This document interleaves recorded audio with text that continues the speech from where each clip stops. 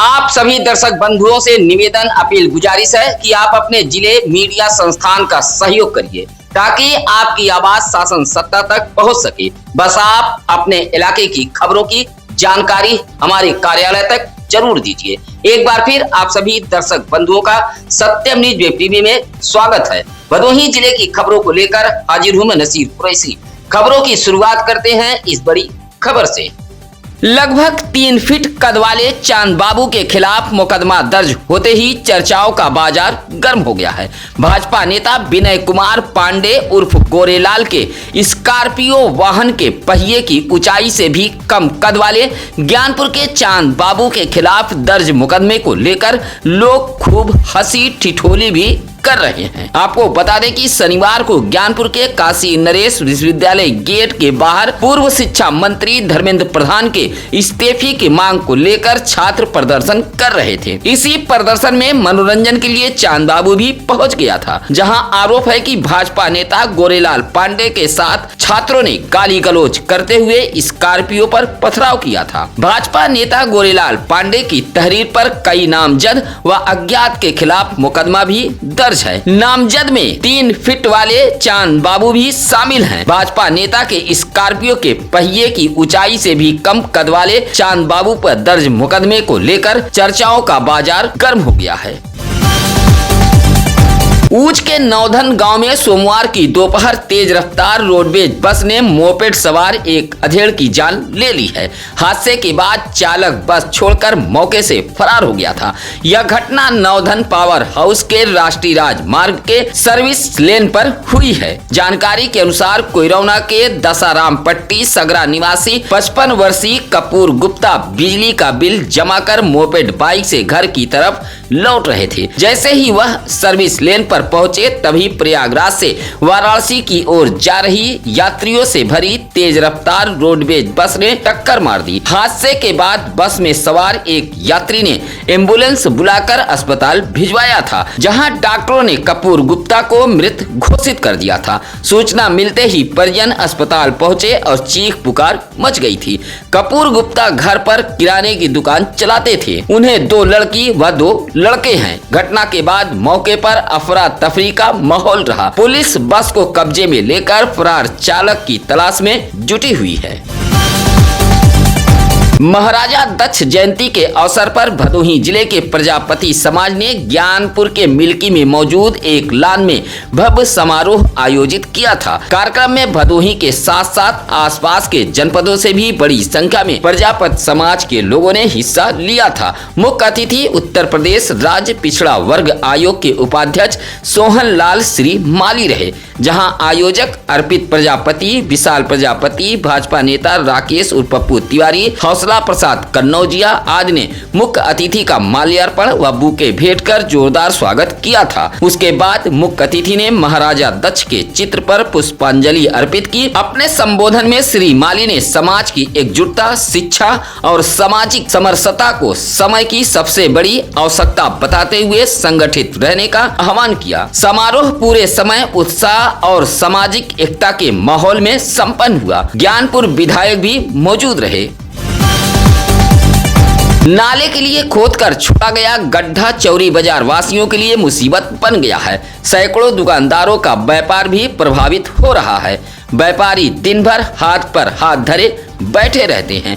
दुकान के सामने खोदे गए इस नाले से ग्राहक नहीं पहुंच पा रहे हैं। चौरी बाजार के अश्वनी, अर्श, गोलू, दीपक, रवि जैसे लोगों ने बताया कि चौरी तिराहे से परसीपुर रेलवे फाटक तक नाला निर्माण के लिए सड़क के एक तरफ गड्ढा खोदा गया है। कच्छप गत से काम होने की वजह से खोद कर छोड़ा गया यह गड्ढा दुकानदारों, व्यापारियों व बाजार में आने वाले लोगों के लिए मुसीबत बन गया है। बाजार वासियों ने बताया कि आरसीसी रोड निर्माण के दौरान ही नाला निर्माण की मांग की गई थी, लेकिन जिम्मेदार नहीं चेते। अब बारिश के मौसम में नाला निर्माण के लिए गड्ढे की खुदाई की गई है, जो बाजार वासियों के लिए एक गंभीर समस्या बन गई है। लोगों ने जल्द से जल्द निर्माण कार्य को पूरा कराए जाने की मांग की है।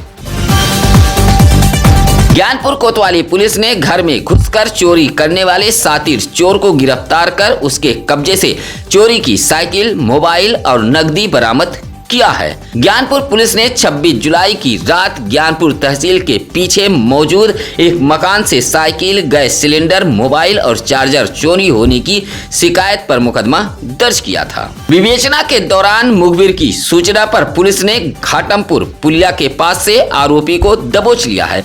पूछताछ में उसने चोरी की वारदात कबूल करते हुए बताया कि गैस सिलेंडर 1100 रुपए में बेच दिया है, जिसमें कुछ रुपए शराब और खाने पर खर्च कर दिए गए हैं, जबकि 650 रुपए बचे हैं। वह चोरी की साइकिल और मोबाइल बेचने भदोही जा रहा था, तभी वह पकड़ा गया। गिरफ्तार आरोपी ज्ञानपुर के मिल्की निवासी कार्तिक उपाध्याय बताया गया है। सातिर चोर को गिरफ्तार करने वाली पुलिस टीम में उप निरीक्षक प्रमोद सिंह यादव, हेड कांस्टेबल लालजी व कांस्टेबल मिथुन कुमार शामिल थे।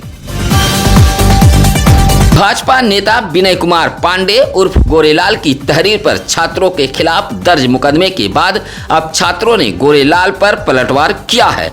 सोमवार को छात्र नेता मयंक यादव, स्वतंत्र बिंद, सगुन पाठक, शिवम और आनंद मौर्य एसपी कार्यालय पहुंचे और पूरे मामले की निष्पक्ष जांच की मांग उठाई है।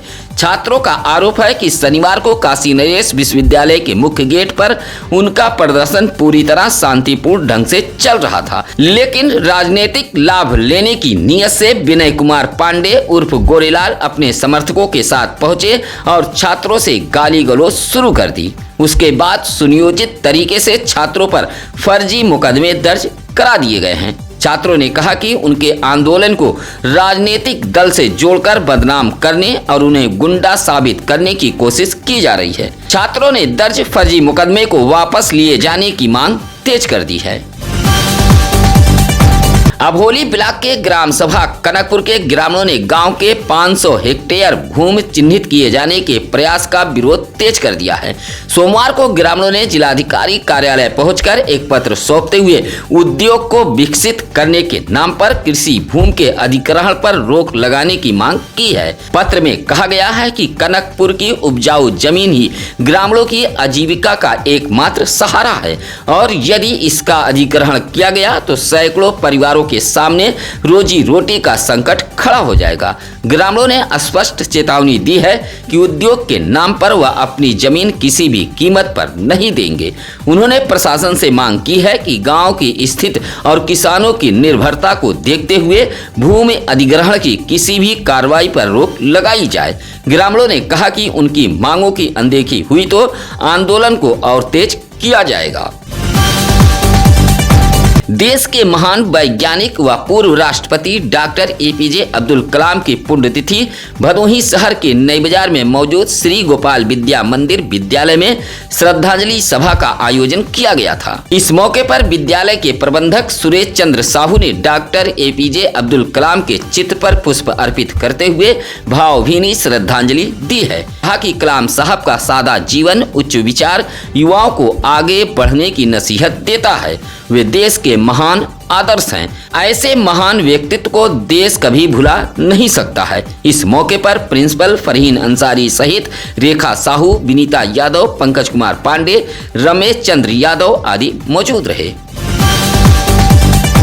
गोपीगंज का गिराई पावर हाउस इन दिनों लगातार विवादों का केंद्र बना हुआ है, जहां रविवार को दिन में त्रिभुवनपुर के लोगों ने हंगामा किया था। वहीं आधी रात के बाद भी कोरोना फीटर से जुड़े तिलंगा, अनापुर समेत कई गांव के ग्रामीण एक बार फिर पावर हाउस पहुंचकर हंगामा करते हुए डायल 112 पुलिस को सूचना दी थी। कोरोना फीटर क्षेत्र में आई खराबी से ठप पड़े बिजली आपूर्ति से नाराज लोगों ने गिराई पावर हाउस पर पहुंचकर हंगामा करते हुए सभी 6 फीटरों की सप्लाई बंद कर दी थी।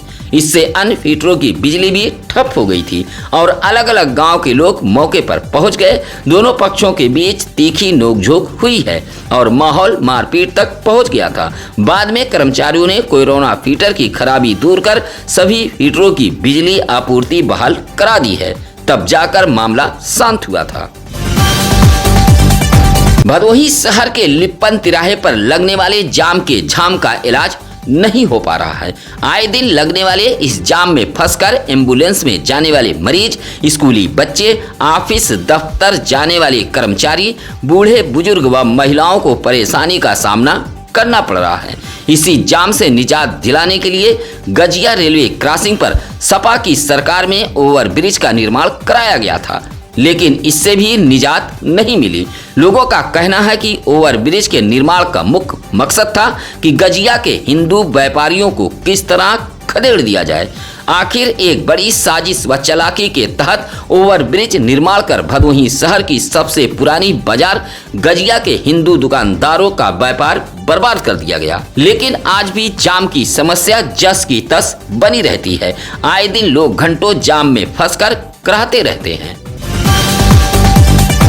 भदोही शहर के मसाल रोड कांग्रेस पार्टी के कैंप कार्यालय पर सोमवार को भारत रत्न पूर्व राष्ट्रपति और missile man doctor APJ Abdul Kalam की पुण्यतिथि पर श्रद्धांजलि सभा आयोजित हुई थी। पार्टी के जिला उपाध्यक्ष मुशीर इकबाल के नेतृत्व में कांग्रेस नेताओं ने उनके चित्र पर पुष्प अर्पित कर श्रद्धा सुमन अर्पित किए थे।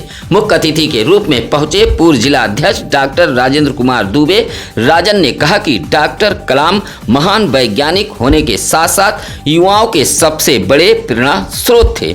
उनका सादगीपूर्ण जीवन, राष्ट्रभक्ति और सकारात्मक सोच आज भी देश को नई दिशा देती है। उपस्थित कार्यकर्ताओं ने उनके आदर्शों पर चलने का संकल्प लिया। इस मौके पर राजेश्वर दुबे, मसूद आलम, अनिल चौधरी, विशाल गौतम, नितिन सिंह आदि मौजूद रहे। जन अधिकार पार्टी महिला प्रकोष्ठ की प्रदेश सचिव माला मौर्य के नेतृत्व में सोमवार को जिलाधिकारी कार्यालय पहुंचे कार्यकर्ताओं ने एक पत्र सौंपते हुए ऊंच के दौड़ियाई गोधना सुधवे गांव से जीटी रोड होते हुए नहर तक जाने वाले मुख्य मार्ग के मरम्मत की मांग उठाई है। पत्र में कहा गया है कि लंबे समय से यह मार्ग पूरी तरह जर्जर है। जगह जगह बने गड्ढे के कारण आए दिन दुर्घटनाएं हो रही हैं और बारिश में हालात और भी बदतर हो जाते हैं। स्कूली बच्चे और मरीजों को भारी दिक्कतों का सामना करना पड़ रहा है। माला मौर्य ने कहा कि यह मार्ग क्षेत्र के लोगों के आवागमन का प्रमुख रास्ता है, इसलिए जनहित को देखते हुए मार्ग की मरम्मत कराया जाना जरूरी है। पत्र सौंपने वालों में साधना देवी, राधेश्याम मौर्य, सुषमा मौर्य, सोमनाथ मौर्य, नंद लाल सरोज आदि मौजूद रहे। गोपीगंज नगर के प्राचीन मुक्तेश्वर महाकाल मंदिर का जीर्णोद्धार का बीड़ा अब सुंदरवन कटेवना मंदिर की साध्वी माला लक्ष्मी मंदा ने उठाया है। इस मंदिर पर आने वाले श्रद्धालुओं के सामने सबसे बड़ी समस्या रास्ते की थी। इस पर भी मंथन किया गया है। सावन माह से पहले पड़ने वाले सोमवार को माला लक्ष्मी मंदा की अध्यक्षता में मंदिर परिसर में एक बैठक बुलाई गई थी। बैठक में नीतीश चौबे, शिवानंद पांडे, गुड्डू माली, बिहारी लाल केसरवानी, मनीष पांडे, हर्ष मिश्रा, राजेश पुष्कर, कृष्ण हरि जैसे सम्राट लोग मौजूद रहे। रास्ते के अभाव में इस मंदिर पर पूजा पाठ के लिए श्रद्धालु नहीं पहुंच पाते थे, लेकिन अब मंदिर का जीर्णोद्धार कराते हुए आने जाने के लिए रास्ता सुलभ कराने की ठोस पहल की गई है। बैठक के बाद यह माना जा रहा है कि सावन पर गोपीगंज का प्राचीन मुक्तेश्वर महाकाल मंदिर गुलजार हो जाएगा। बोतल बंद पानी, कोल्ड ड्रिंक लाद कर तेज रफ्तार जा रही छोटा हाथी मालवाहन अनियंत्रित होकर सड़क किनारे खेत के गड्ढे में जा घुसी। हादसा होते ही अफरा तफरी मच गई थी। मामला चौरी के लठिया गांव के समीप का है, जहां भदोही कोतवाली इलाके के ही धसकरी गांव निवासी चालक प्रशांत कुमार अपने सहयोगी सागर गौतम के साथ पानी व कोल्ड ड्रिंक लाद कर ममहर से चौरी की तरफ लौट रहा था। तभी लठिया गांव के समीप छोटा हाथी मालवाहन बेकाबू होकर सड़क किनारे खेत के गड्ढे में घुस गया था। ग्रामीणों के सहयोग से ट्रैक्टर के जरिए टोचन कर फंसे वाहन को बाहर निकाला गया था। हालांकि इस हादसे में न तो कोई घायल हुआ है और न ही कोल्ड ड्रिंक व पानी को नुकसान पहुंचा है। मुहर्रम के 40वें को सकुशल संपन्न कराने के लिए औराई थाने में प्रभारी निरीक्षक राकेश कुमार सिंह की अध्यक्षता में पीस कमेटी की बैठक आयोजित हुई थी। बैठक में ताजियादार, अखाड़ेदार और नगर के मुस्लिम समाज के संभ्रांत लोगों ने भाग लिया था। प्रभारी निरीक्षक ने कहा कि 40वें का आयोजन पूरी तरह शांतिपूर्ण माहौल में करें और ताजिया निर्धारित समय पर करबला तक पहुंचाएं। उन्होंने स्पष्ट किया कि किसी भी नई परंपरा की अनुमति नहीं होगी। साथ ही सोशल मीडिया पर भड़काऊ या फर्जी पोस्ट साझा करने से बचने की अपील करते हुए चेतावनी भी दी है कि माहौल बिगाड़ने वालों के खिलाफ सख्त कार्रवाई की जाएगी। भदोही जनपद न्यायालय में 21, 22 और 23 अगस्त को आयोजित होने वाले समाधान समारोह स्पेशल लोक अदालत के जरिए विभिन्न श्रेणी के लंबित वादों का आपसी सहमति से त्वरित निस्तारण किया जाएगा। जनपद न्यायालय के जिला विधिक सेवा प्राधिकरण के पूर्वकालिक सचिव ने जनपद के अधिवक्ताओं, वादकारियों और आमजन से अधिक लाभ उठाने की अपील की है। सचिव के अनुसार आपसी सहमति से निपटाए गए मामलों को न्यायिक पूर्ण दृष्टांत नहीं माना जाएगा और ऐसे मामलों में पक्षकार भविष्य में भी अपने अधिकार सुरक्षित रख सकेंगे। इच्छुक पक्ष अपने प्रकरण समाधान समारोह के लिए चिन्हित करा सकते हैं। ज्ञानपुर कलेक्ट्रेट पर पहुंचकर सोमवार को एडवोकेट सूर्यदत्त पांडे ने गौ सम्मान आह्वान अभियान के तहत राष्ट्रपति के नाम संबोधित एक ज्ञापन अपर जिलाधिकारी शुभांगी शुक्ला को सौंपा है। पत्र में भारतीय संविधान के अनुच्छेद का हवाला देते हुए गौवंश को राष्ट्र माता का संवैधानिक दर्जा देने, केंद्रीय गौ सेवा मंत्रालय के गठन तथा गौ संरक्षण के लिए प्रभावी केंद्रीय कानून बनाने की मांग की गई है। अभियान के माध्यम से देश भर में जन समर्थन जुटाने का दावा भी किया गया है। ज्ञापन में गौवंश संरक्षण, संवर्धन और प्रबंधन को राष्ट्रीय प्राथमिकता बनाने की अपील की गई है। इस मौके पर बड़ी संख्या में गौ सेवक भी मौजूद रहे। भारतीय कम्युनिस्ट पार्टी भाकपा की भदोही जिला कमेटी ने सोमवार को ज्ञानपुर कलेक्ट्रेट पहुंचकर राष्ट्रपति के नाम संबोधित एक पत्र जिलाधिकारी कार्यालय को सौंपते हुए नई शिक्षा नीति 2020 को वापस लेने, पेपर लीक मामलों की निष्पक्ष जांच, शिक्षा के निजीकरण और व्यवसायीकरण पर रोक लगाने तथा छात्रों पर दर्ज मुकदमे वापस लेने की मांग उठाई है।